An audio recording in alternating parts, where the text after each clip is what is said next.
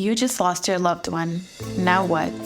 Welcome to the Grief and Life podcast, where we explore this new reality through grief-colored lenses. Openly, authentically, I'm your host, Nina Rodriguez. Let's get started. Hello, friends, and welcome to Season 3 of the Grief and Light podcast. This episode will be to catch you up on everything that's happened since the end of Season 2. A lot has happened in a month and a half, a month and change, almost 2 months.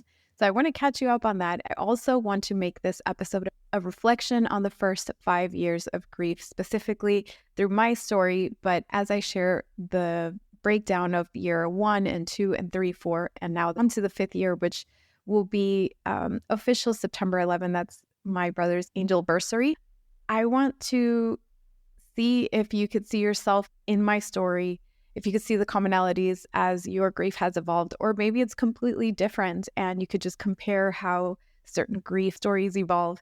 And if you're in your early grief, this is just an example of how one person's journey unfolded, but it could also serve as a framework for what to expect. Not that it's going to unfold that way for you, but I know it would have been so helpful to me to see somebody's journey evolve through the years. So September 11, like I said, will be the official 5th year since my brother's passing. And a lot has happened since then. A lot has shifted. Grief evolves as we evolve. I now understand that deeply and what that looks like and what that means. But I want to walk through it because there's a lot of power in reflection, and it's very powerful to take a moment to analyze how everything's shifted. And what life looked like on years 1 and 2 is so different than what life looks like now. So we'll dig into that. But first, I want to catch you up on everything that's happened in May. So I decided that the Grief and Light podcast will take a seasonal pause in the month of May, maybe June. So we'll play with these dates. But the reason for that is that May is a really big month in my life. It's my wedding anniversary. It's my birthday. It's my father's birthday, my mom's birthday. It's Mother's Day. It is my cousin's birthday, 2 of my best friends' birthdays. And there's just so much going on in May that, quite frankly, it feels very overwhelming. There's always something going on every single week. It just feels like a right time to pause and take some personal time and breathe. Because as much as I love all of these stories, sometimes when I get in the routine of recording, it can feel very heavy. These are big moments in people's lives, but they're also full of heaviness. So as the person recording these podcasts, sometimes it becomes very challenging, to be honest, to navigate through some of these stories on such a frequent basis. And on top of that, if I have a guest who's written a book, then I read their book as well. And it's a lot to take in. So I think it's wise for anybody doing anything, whether really exciting or just a little bit heavier work, whatever it is, nature always builds in a pause. So why not do that into our routine? So May, June, I expect it to be the season breaks, which fits in with my life. And that way I could dedicate more time to my personal life. You get the point. So this year in particular was a milestone year. So in the sense that it will be the 5th year since my brother's passing. And also I celebrated a milestone birthday. So I entered a completely new decade because there's been some time between the loss and the work that I've started to do, the work that I've done.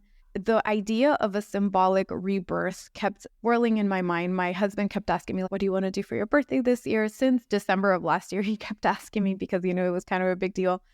And I said, nothing big. I just want to mark it with a symbolic rebirth. And I didn't know exactly what that meant, but the idea of a retreat somewhere beautiful and peaceful and away from the hustle and bustle of society seemed to be an appealing idea at the time. And it's interesting because I kept looking and looking and looking. I couldn't find it. We had traveled to Tulum the year prior. So beautiful and so peaceful. And the idea of a retreat in Tulum kept calling my name. So I Googled it. I looked up the upcoming retreats and the dates weren't matching. The one that I liked was sold out. It just wasn't working. So I said, you know what? Let me release it to the universe. It's not that big of a deal. At least I'm grateful that I get to celebrate another birthday. And if it's meant to be, then something will come my way. So I released it to the universe, and not even a week later, I get a text. So I have a group that I belong to on WhatsApp for a local yoga teacher here in Miami They do these beautiful full moon meditations on the beach. It's absolutely beautiful to be in nature with a group of people who are just in the same energy. They said, hey, will you join us in Tulum on these dates? And it just so happens to be the date of my birthday. So that same weekend, the dates, everything with these people who I've been to their events. I trust them. I love the way that they do their events. And I was like, say less. I'm there. Let's do it. So my husband and I signed up. Actually, I signed my husband and I up for the retreat because it meant a lot to me for him to be there. We've been through so much. He's been through all of it with me. And I think it would be really nice to just enter this new symbolic portal into this new decade together. Went to Tulum. It was a yoga retreat. We're not yogis or anything. So this was all very new. On the day of my birthday, they did the Temazcal ceremony. And for anybody who has participated in a Temazcal ceremony, you know how powerful that is. It's supposed to be a symbolic rebirth. They create this dome-like structure that's very close to the ground, and they add a fire pit inside and they completely shut it off. So you're in complete darkness.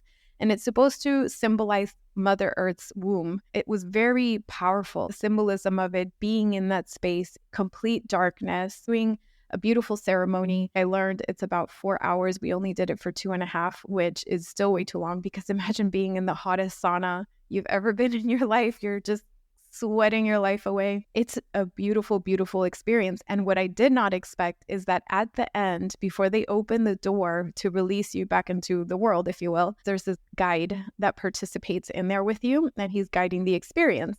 And at the end, he's screaming. He's like, are you ready to be reborn? Are you ready to be reborn? And I thought that was so cool because it was on my birthday. It's exactly what I wanted, a symbolic rebirth. I feel like a lot of my life has been very reactive. This included the initial years of grief. As much as I'd like to think I was in control, I wasn't. I feel like the older I get, the more I understand we really are not as in control of ourselves and our life as we think we are. There are things we can control, but so many elements are really not in our power to control. One of them being the unexpected loss of my brother, learning to surrender in a willing way and just let things be. So I wanted to enter this new decade with acceptance, surrender, and trust in myself, trust in life, trust that everything is unfolding as it should, that the journey is what it is, and I am no longer going to fight it, even if I don't like the outcome of certain things, such as my brother's passing. I just don't want to hold any more resentment and anger that doesn't serve me or doesn't serve anybody, doesn't serve my brother's memory. So I just wanted to release it all. It was like a release, a surrender, and a symbolic re-entering into this new decade. So I thought it was so perfect. And on top of that, when I signed up for the event, I paid in full because I was so excited. I let my excitement, my full body yes, lead the way. Then I said, oh my gosh, I haven't even checked the details of this retreat. I don't even know anything, like what's going on. So I had that moment of panic of what did I just sign up for? And I go on the website to see where we were staying, look at the details, do more research, ironically after the fact, which is not very like me. If anybody knows me, I'm very analytical. So for me to act without researching was very unlike me. So when I looked at the place that we were staying, I looked at their Instagram account, I looked at their stories just to see what they're doing and what the place is like. One of their stories that particular day that I was scrolling said, yoga at 6 a.m. with Joseph. And it was spelled exactly like my brother's name, Yosef. And I just took that as a sign that I was meant to be there. It gave me chills. It gave me a full body pause. My husband was like, oh my gosh, he gasped when he saw that because it was such serendipitous sign. It was such a synchronistic moment. And there was no doubt in my mind that he had something to do with this, that this was exactly where I needed to be for my birthday. So the whole experience was wonderful. If you follow me on Instagram, you saw the recap post. If you don't, go check it out. It's on my Instagram. It's on my Reels. And it was a very, very powerful, beautiful, intentional experience that I am so, so grateful for. So that took place in May, and it just left me feeling refreshed and re-energized. And I just feel like it was the right call. So wanted to share that with you because that is an energy and a space and a mindset and a place of calm in my spirit that I never would have thought was possible, especially in the early years. So with that, I want to recap the first 5 years of grief. And like I said, try to see where we share elements in common with our stories, if we share any elements in common, and maybe how your story has differed from mine. And if you're new to grief and you're listening to this, to find hope really is my goal, is to share hope that it won't always feel as heavy as it does in the beginning. So I'll spend a little bit more time describing the first 2 years because they were the most intense and the most packed with energy and emotions and things that were happening. And then I'll get to the 5th year, which is now. If you're watching me on YouTube, if you see me looking to the side, it's because I'm reading my notes. Speaking of YouTube, I have soft launched my YouTube channel. Seasons 1 and 2 were audio only on Spotify and Apple Podcasts and all the other platforms, but I have since added YouTube. I still have to catch up with the first couple of seasons in terms of adding the video, but you can listen to it as a podcast there. Share it. Please follow and subscribe and share all the content, because my goal is to grow this community and get these videos to the people that need them the most, to create a grief-informed world. And you sharing, you liking, you subscribing helps accomplish this. And season 3 will include the videos. And as I upload the videos for season 3, I'll start kind of catching up with the other uploads for seasons 1 and 2. So that being said, let's get into the first 5 years of grief.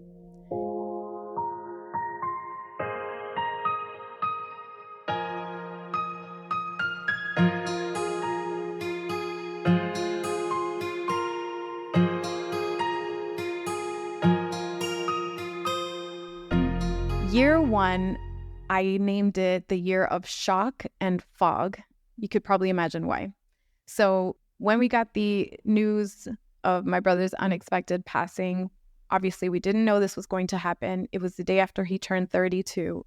Life just completely went upside down. I remember the second day, we immediately kicked into, okay, now what? What do you do after somebody dies? Well, they have to be buried. So where do we do that? How do we do that?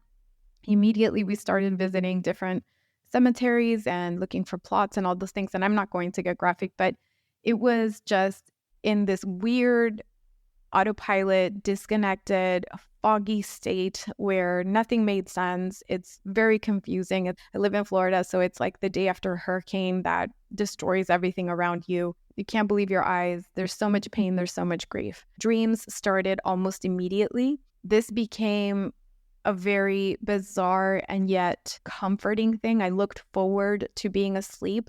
I look forward to meeting my brother in my dreams. Some of the dreams were very powerful and they felt like visitations, and other dreams were just messages. And I don't want to say just messages because every single one was very powerful. I decided that this was my new way to connect with my brother, even though I didn't understand it. And I didn't want to question why I was having these dreams. I was just happy to have. I was desperately trying to seek the answer to where my brother went. He was here one day, he's gone, he must have gone somewhere. So where did this person go? Where did his spirit go? I just take it for granted that there's life after life. And what exactly that looks like is a mystery, but I do believe in the concept of continuing life after life. I learned to attune to signs of spirit. That's where I learned about signs in the first place, from Laura Lynn Jackson, through a friend who introduced me to her work. At the same time, I felt very numb. It was complete numbness, complete disconnection from my personal life, almost as if I'm watching my life as a movie. And the pandemic hit. And once the pandemic hit, that brought even more uncertainty. And whatever little piece of certainty I had managed to grasp onto between September 2019 and then March 2020, which is when the lockdown began, whatever stability we managed to hold on to at that time went out the window, because now we had the global pandemic and all the uncertainty that brought. And I didn't know if my family was going to be okay. We had to be quarantined. I said, oh gosh, what if something happens and now I can't even get to my family? And I don't want to bring that anxiety back, because I feel like we all had our experience and we all remember what that was like very vividly. So all I want to share is that first year was the year of shock and fog. I sought out evidence that my family and I were going to make it in this new reality. That was very, very important to me. And that looked like, can we make it to Monday intact? can we make it to Tuesday? Then as Monday and Tuesday came along and the answer was yes, I said, okay, well, can we make it another month? And as that month came along, it was like, okay, well, can we make it to the next 6 months? And so the timeline began stretching a little bit further as I gathered evidence that we were going to be okay. This is called the right time horizon. This is one aspect of the right time horizon, which I talk about in previous episodes. And it's a concept I learned through Megan Devine. She's the author of It's Okay Not to Be Okay. And it basically says that when you are in very stressful situations and you're in grief, shorten the timeline. So you don't need to look at the future. The future is so uncertain. So when you are facing that much uncertainty around you, shorten your timeline to the next moment, to the next minute. And then as you feel comfortable with that, stretch it out maybe to the next 5 minutes. And as you get comfortable with that, stretch it out as far as it feels good in that moment or as far as it feels doable in that moment. So year one is just complete shock. Everything felt like shards of glass. Everything felt like raw edges. And it was just feeling very disconnected. All the platitudes that people told me, all the family members that I thought would be there and work, they had no idea how to do it. It just felt like betrayal. I felt angry. I felt resentful of a lot of people in my life. How could they? I would have sworn that they would have been there for me the way I needed, and they were not. A lot of disappointment. That year, as we started to collect evidence, I know that nature played a huge role in helping us move forward because we had to be in outdoor spaces because of the pandemic. Once the restrictions started easing, everybody was allowed, but in like open public spaces. Parks became very important. The Japanese garden became very important. Nature nurtured us in that moment, and that was very important. And I actually did an episode about this, which I'll link in the show notes if you'd like to hear it. So then we moved to year two, and that is what I'll call the year of permanency. Year two is when you have survived the year of firsts. And this is now the second time, but then you realize it's the second time, but it's the first time of the rest of your life that you'll have to do this. And that concept of the magnitude of the permanency factor of this reality settling into your daily existence, and that this is just what the future is going to look like now. Some people find it actually more difficult to accept than the first year of grief. Life as we knew it changed. This is life after the loss of Joseph in my case. This is life after the loss of your person in your case. In 2020, it was life after the pandemic. It was like the year 2020 to 2021. It was, okay, so now what? The world literally changed overnight. The world literally was not the same as it was before and hasn't been since. If you think about it, our lives have been so deeply impacted by how the world shifted in 2020 and 2021. In our case, we had the added layer of how it shifted since then because of the loss of my brother and how we have had to relearn ourselves and our role in our own lives. And specifically talking about my parents, my husband and I, we had to relearn, who are we? Can we do this? How do we move from here? How do we relate to each other in this new reality? And where is life going from now on? This was very difficult to accept. And in a way, for me, it hit me the hardest. Year two was possibly harder than year one because the shock starts to wear off a little bit and your numbness starts to wear off. Your feelings start to come back online, and that hurts. I imagine it's like when somebody breaks a bone, breaks a leg, and all of a sudden they start to have their feelings back. And that process of relearning how to walk, that process of regaining your strength, that process of relearning your body, this was very much the process for us collectively as a family, and to be honest, collectively as a world, because everybody went through the pandemic. Somebody told my husband, they would ask him how I was doing, and somebody told my husband that maybe I should get a dog. And we were not equipped to take care of a dog. We were not ready. That wasn't even a thing. But one day I'm scrolling on social media and I see an adoption agency for this dog that was just rescued. And this dog, who is now named Louie and has been living with us for almost 4 years, became my saving grace. I am a firm believer that these beautiful souls in the form of pets, these beautiful, loving creatures, come into your life in the moment you need them most. And Louis certainly came into my life, our lives, the moment we needed him most. And he has been the reason I started to smile again. So the year of permanency also brought in this new life, which I now, looking at life from a bigger picture, from a bird's eye view, I see there's so much grace along the way. It doesn't feel like it at the time, but there's so much grace along the way.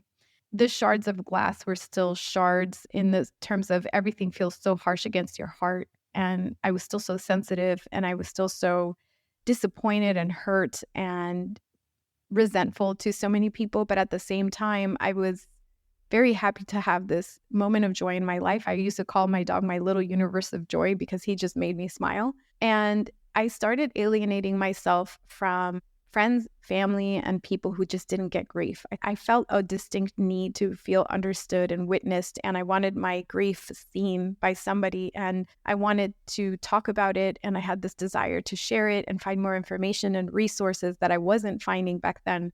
That's when the Grief and Light account started as an anonymous account. You probably know my story of that then. This is also the year when grief started to take a toll on my physical body, on my family's physical body. So I now know that grief is extremely physical. And if I were to redo how we did grief, if you will, I would also place great value in tending to the body. I don't think we're taught this as much, but grief needs to be moved through the body. And we didn't know this. So at the time, and because of the pandemic, because we also had to stay at home and not move very much, my body became very inflamed. You could see the signs of inflammation. You could see the physical changes in my body.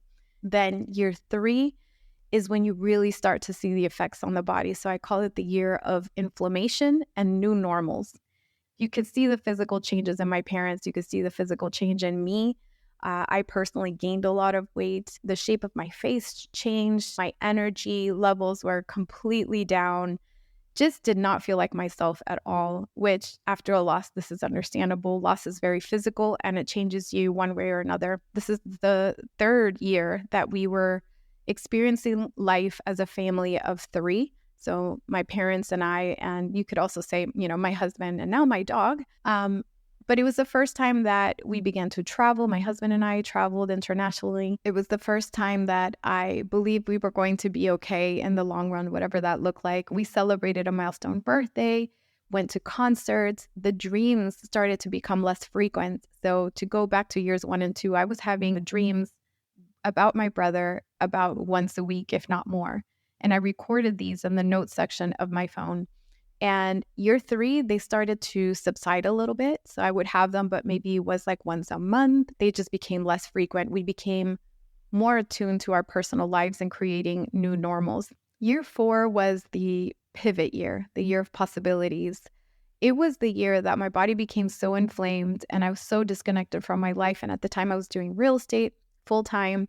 And I realized I can't do this anymore. I feel so disconnected. I feel like I'm living somebody else's life. And this cannot go on because that disconnect, that space between who you are becoming and who you used to be is so vast that it feels like you're literally living somebody else's life, or at least it did to me. So I said, something's got to give. I cannot live this way. I have to be more in tune with who I am now, this version of me after my brothers died, with all that we've understood and all that we're going through. So I decided to hire a career coach, and I will link that episode in the show notes if you've heard it. I talk about my transition from real estate to grief-informed support. I got my certification to be a grief care specialist with Megan Devine. I have gone full force into the world of grief and creating space, creating content, creating groups. So I host a monthly virtual grief circle. I do one-on-one sessions.